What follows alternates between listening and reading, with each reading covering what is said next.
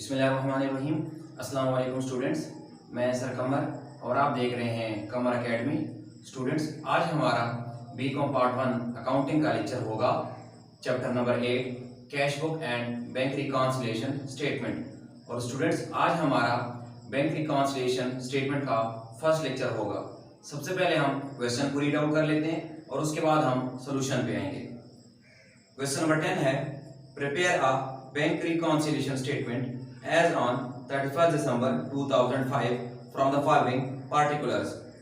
Students, हमने जो question की स्टेटमेंट पढ़ी तो इसमें कह रहे हैं बैंक रिकॉन्सिलिएशन स्टेटमेंट बनाए, लेकिन किसी बंदे का नाम मेंशन नहीं है। तो हम क्या करेंगे, यहाँ लिख लेंगे क्वेश्चन नंबर 10 और ऊपर आप XYZ कुछ भी आप लिख सकते हैं अगर क्वेश्चन में नाम मेंशन ना हो। उसके बाद आप लिख लेंगे बैंक रिकॉन्सिलिएशन स्टेटमेंट और उसके बाद यहां लिख लेंगे एज ऑन, जो डेट मेंशन होगी। डेट हमारे पास कौन सी है, 31 दिसंबर 2005। अब इसके बाद स्टूडेंट्स हम यहां पे इसका फॉर्मेट बना लेते हैं।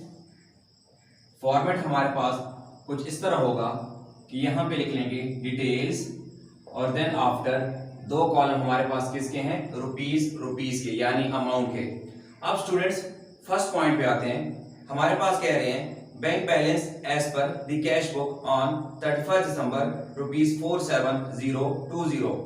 स्टूडेंट्स, हमने फर्स्ट पॉइंट पढ़ने के बाद हमें यह पता चला कि जो बैलेंस दिया हुआ है वो कैश बुक का दिया हुआ है और हमारे पास दो बुक्स होती हैं, एक कैश बुक और एक पासबुक। और इसके जो बेसिक रूल्स या जो बेसिक पॉइंट्स हैं वो आप लोगों को मैं ऑलरेडी फर्स्ट लेक्चर में बता चुका हूं। तो इस क्वेश्चन को समझने के लिए आप लोगों को फर्स्ट लेक्चर लाजमी सुनना पड़ेगा, जो बेसिक रूल्स या basic points of bank reconciliation statement का लेक्चर है। अब यहाँ पे हमारे पास कौन सी बुक आ गई है, कैश बुक, और इसमें पूरे सेंटेंस में कहीं भी ओवरड्रान या ओवरड्राफ्ट का लफ्ज नहीं आया। इट्स मीन ये कैश बुक का कौन सा बैलेंस होगा, सिंपल बैलेंस। और कैश बुक का जब सिंपल बैलेंस होता है तो कौन सा होता है, डेबिट बैलेंस। अब हम यहाँ पे लिख लेंगे balance as per cash book और साथ ही हम क्या लिख लेंगे, डेबिट। यानी अगर पूरे सेंटेंस में ओवरड्रान या ओवरड्राफ्ट ना हो कैश बुक के बैलेंस में तो कौन सा बैलेंस होता है, डेबिट बैलेंस। और इसकी जो अमाउंट है वो हम आउटर कॉलम में लिख लेंगे 47,020।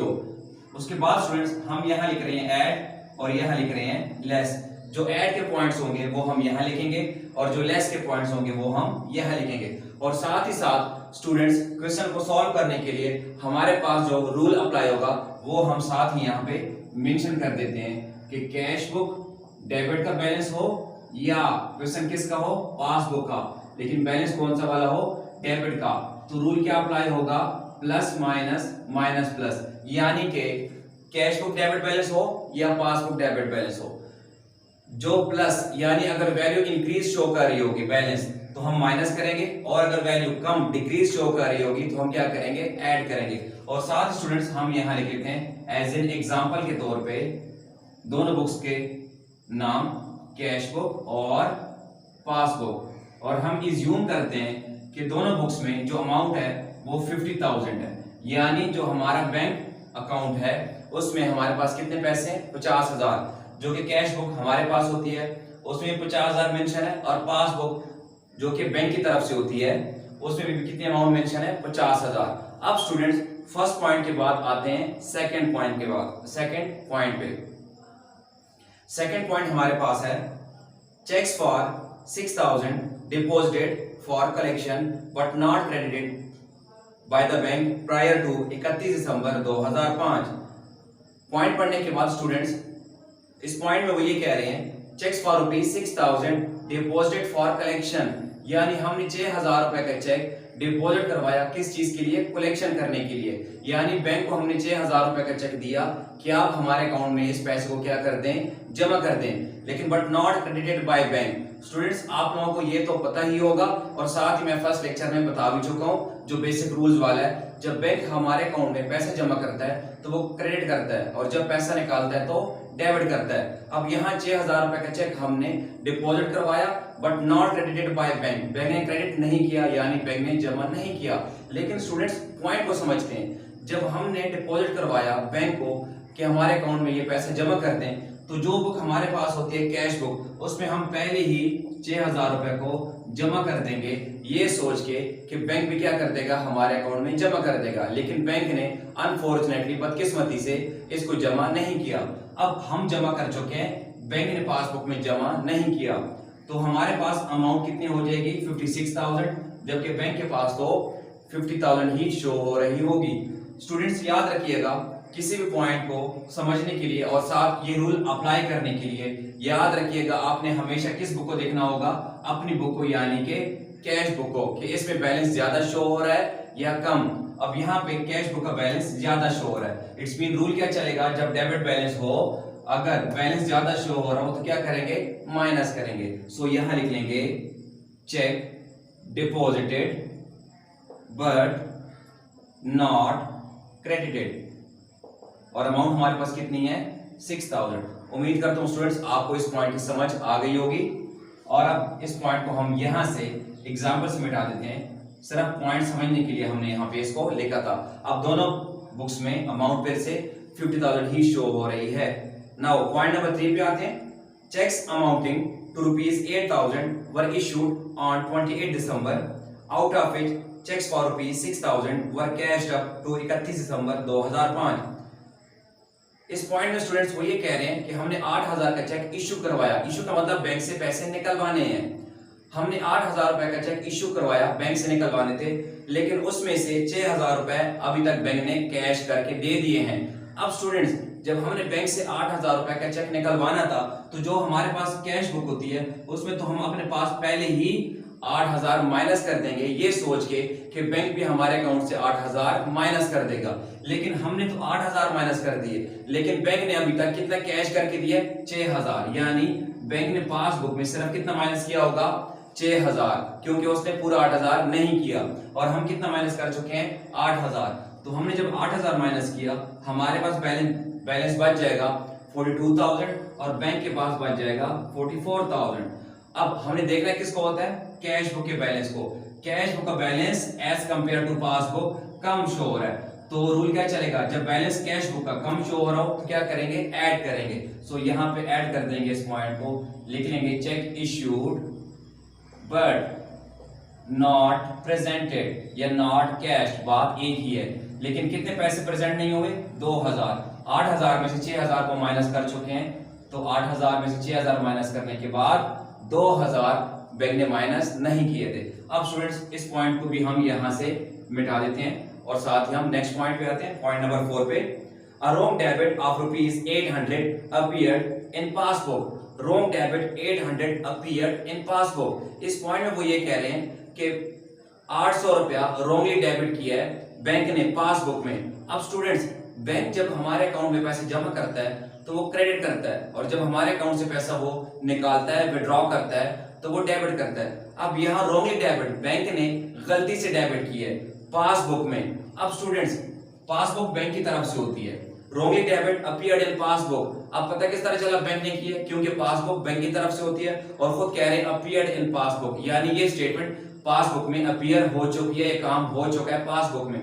अब रॉन्गली डेबिट, बैंक ने गलती से डेबिट किए, यानी हमारे अकाउंट से पैसे निकाले हैं। सो पासबुक में यहाँ बैंक ने 800 रुपया क्या कर दिया होगा, माइनस कर दिया होगा, बिकॉज रॉन्गली डेबिट गलती से माइनस किए। लेकिन हमें तो पता ही नहीं है ये हमने माइनस नहीं किए। इट्स मीन हमारे पास अमाउंट 50,000 ही शो होगी, जबकि बैंक में ऑलमोस्ट 49,200।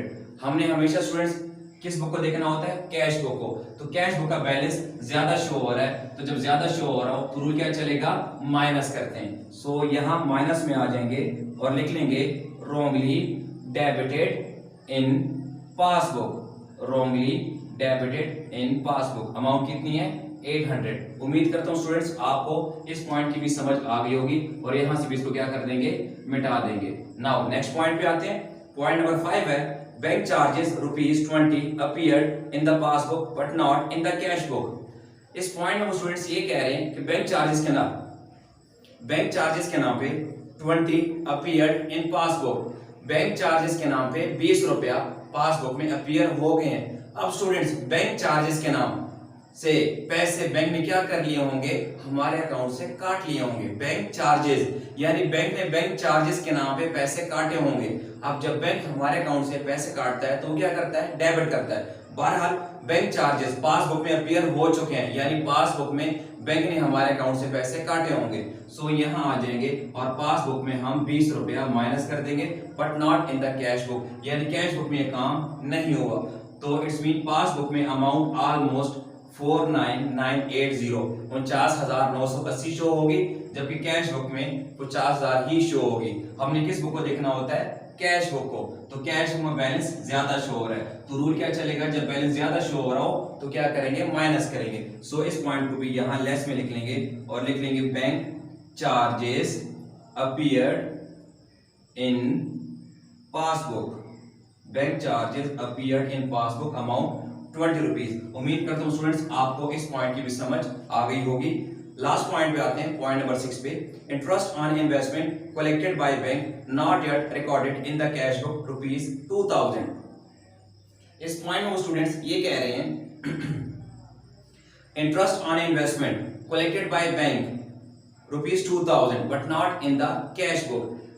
स्टूडेंट्स इस पॉइंट को हम इस तरह समझ लेते हैं कि ये जो XYZ है, इसने किसी कंपनी में पैसा इन्वेस्ट किया होगा और उस पे इसको 2000 रुपया इंटरेस्ट मिला है, लेकिन मे बी XYZ के पास टाइम ना हो वो 2000 रुपया उस कंपनी से कलेक्ट करने के लिए। सो इस बंदे ने XYZ ने बैंक को बोला होगा काइंडली आप अपना कोई नुमाइंदा बेचकर, अपना कोई बंदा बेचकर उस कंपनी से जो जिसपे मैंने इन्वेस्टमेंट की है उसे 2000 रुपए लेके मेरे अकाउंट में जमा कर दें। अब यही वो कह रहे हैं interest on investment collected by bank, bank ने वहां से कलेक्ट कर लिया है। अब जब बैंक ने वो पैसा वहां से इंटरेस्ट के नाम पे कलेक्ट कर लिया होगा हमारे लिए, तो वो हमारे अकाउंट में क्या कर देगा, उसको जमा कर देगा। इट्स मीन वो पासबुक में यहाँ पे 2000 जमा कर देगा, but not in the cash book, cash book में रिकॉर्ड नहीं हुआ। इट्स मीन पासबुक में ऐड हो गया, उसमें अमाउंट 52,000 हो जाएगी, जबकि कैश बुक में अमाउंट 50,000 ही शो होगी।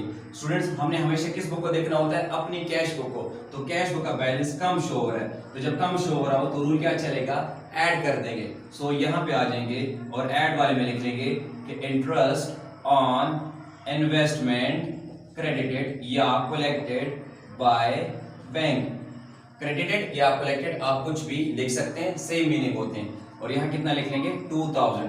स्टूडेंट्स हमने सारे पॉइंट कर लिए हैं, अब क्या करेंगे, हम इसको सॉल्व कर लेते हैं ऐड और माइनस करके।